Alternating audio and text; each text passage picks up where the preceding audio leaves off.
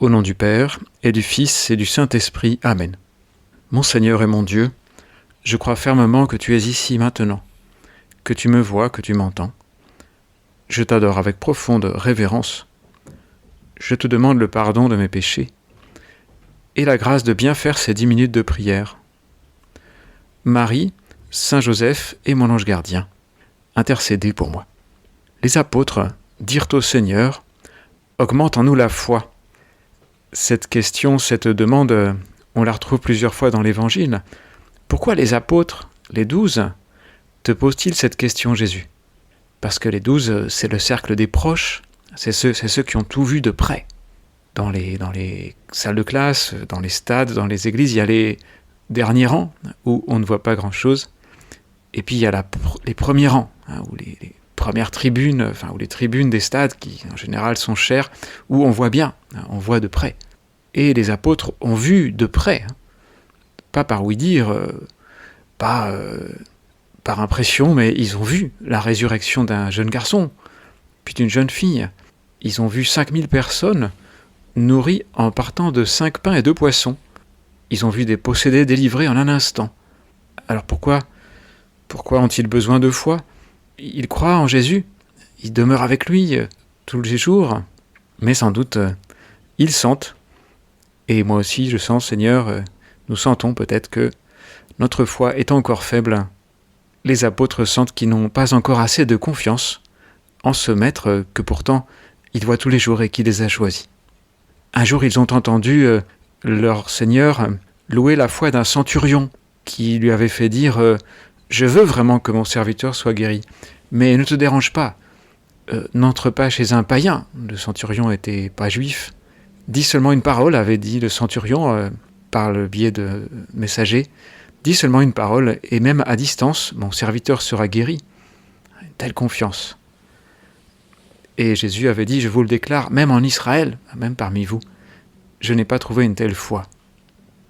Alors nos 12 apôtres, ils sont honnêtes, et ils voient bien la différence, ils reconnaissent qu'eux-mêmes n'auraient pas osé demander ça, guérison comme ça, sans même venir.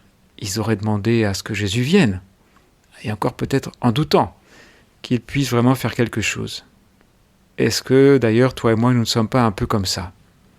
Souvent, nous pensons qu'au fond, il n'y a pas de solution à nos problèmes, ou encore moins un problème du monde. Il n'y a rien à faire. Il n'y a rien à faire pour arrêter l'escalade de la haine en Terre Sainte ou en Ukraine.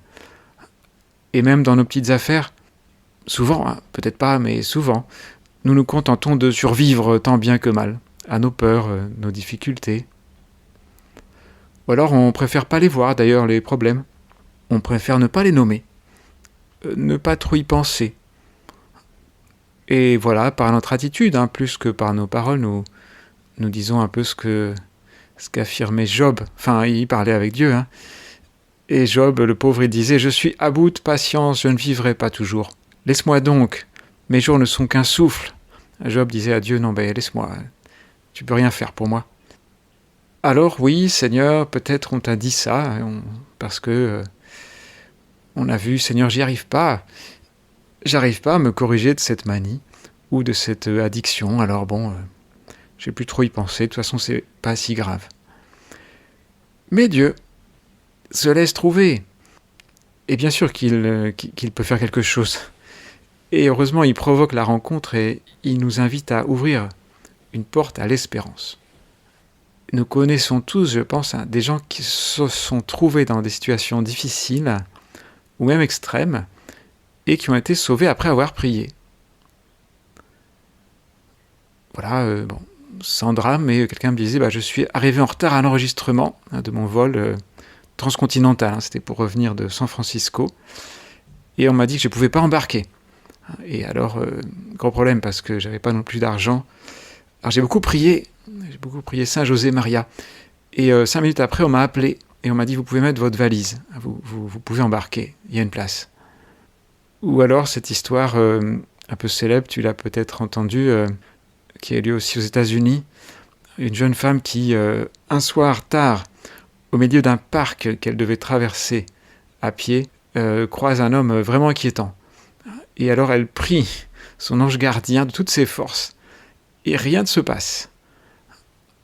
Et soulagée, elle finit par sortir du parc, mais le lendemain, elle est invitée à se présenter au commissariat de police, parce que l'homme en question a été arrêté, et c'est l'auteur de plusieurs agressions. Et avec d'autres, elle est confrontée à lui, et elle finit par lui demander pourquoi hier soir vous m'avez rien fait.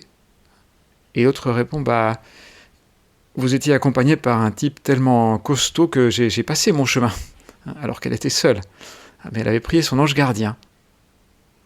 Et le Seigneur nous dit, c'est d'ailleurs aussi l'évangile d'aujourd'hui, si vous aviez de la foi, gros comme une graine de moutarde, toute petite chose, vous auriez dit à l'arbre que voici, déracine-toi et va te planter dans la mer. Et il vous aurait obéi. Ah, Seigneur, tu as le sens de la formule inoubliable.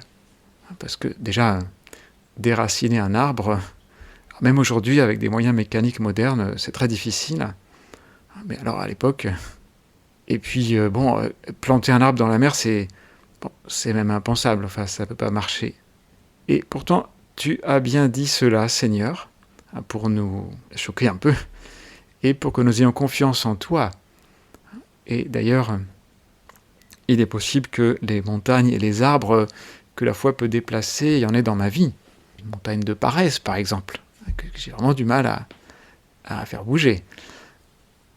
Mais... par la prière et puis surtout par l'effort offert au Seigneur, la montagne a commencé à bouger un peu. Et alors que je le jugeais impossible. Ou l'arbre, le grand arbre de mon jugement, du haut duquel je regarde tout le monde, et je me dis, voilà, telle personne m'énerve, ou telle personne, je ne peux pas la supporter, ça m'est impossible. Et Dieu nous dit, eh bien, ton arbre, descend de ton arbre, ou ton arbre va bouger. Ce n'est pas impossible. Essaye déjà de prier pour cette personne et va lui parler. Et tu t'apercevras qu'elle n'est pas vraiment comme tu pensais, dans tes préjugés, et que finalement tu arriveras à t'entendre avec elle, et même à l'aimer, avec l'aide de Dieu bien sûr. Et d'autres choses, expériences personnelles ou d'autres gens, d'autres difficultés difficiles à vaincre, comme la timidité, la nervosité, que finalement nous avons vaincues. Alors, après on reste comme on est, mais par l'effort de l'humilité, par la position d'humilité et par la prière. Ou la sainteté. Oh, la sainteté, on nous l'a rappelé, c'était pas longtemps, il n'y a pas longtemps, la Toussaint. Vous pouvez tous être saints. Et peut-être qu'en fait, nous nous disons, bon, oui, mais en réalité c'est impossible. Alors que si, simplement il faut oser le penser au moins. Il faut oser le vouloir. Et Dieu nous dit, si tu le demandes avec foi, si tu persévères dans le bien, alors si c'est possible. Une anecdote de Saint José Maria. Un an avant sa mort, il a fait un voyage en Argentine et dans d'autres pays d'Amérique du Sud. Et là, il était connu à distance, mais il n'était jamais venu dans ce pays. Alors, des rencontres ont été organisées, des sortes de conférences, qui étaient plutôt des échanges avec lui. Et pour les 2 premières, ils ont loué une salle de 800 places avec la peur de ne pas la remplir. Mais il y a eu des gens qui n'ont pas pu rentrer. Et il y a eu ensuite une réunion, il appelait ça comme ça, dans une salle de 3000 places. C'est d'ailleurs une réunion qui a été filmée, on peut la visionner. Et il semble que 600 personnes soient restées dehors, parce que les gens commençaient à connaître la nouvelle de sa présence. Et puis le 23 juin 1974, donc, là c'était la plus grande, c'est au théâtre Colisée, donc au centre-ville, 5000 places. C'était un dimanche, c'était favorable, c'était rempli. Et finalement, les organisateurs, les gens de l'Opus Dei ont organisé une dernière rencontre le mercredi 26 juin 1974, donc c'était un jour de semaine. Et Saint José Maria a dit non mais je crains que ce soit tenter Dieu d'organiser encore ça, avec tout ce qui s'est déjà passé. Et en arrivant par l'escalier, ils sont montés en accompagnant José Maria. Et l'un d'eux, ça s'entend d'ailleurs dans l'enregistrement, dit « ça alors ?» parce que la salle était pleine. Et Saint José Maria a rapporté qu'alors il a entendu, d'une certaine manière dans son âme, il a entendu « Homme de peu de foi, pourquoi as-tu douté ?» Oui Seigneur, je suis peut-être un homme de peu de foi, et si j'avais plus confiance, je serais surpris. Je sais que si je te fais confiance, je ne serai pas déçu. Et parce que j'ai dit oui à Dieu, parce que Seigneur, je te fais confiance, je peux me sentir bien et me sentir en sécurité. Et cette confiance, Seigneur, te plaît, je le sais. Alors oui, je te redis, comme les apôtres, augmente en nous la foi. Seigneur, cette demande est aussi la mienne. Augmente en moi la foi.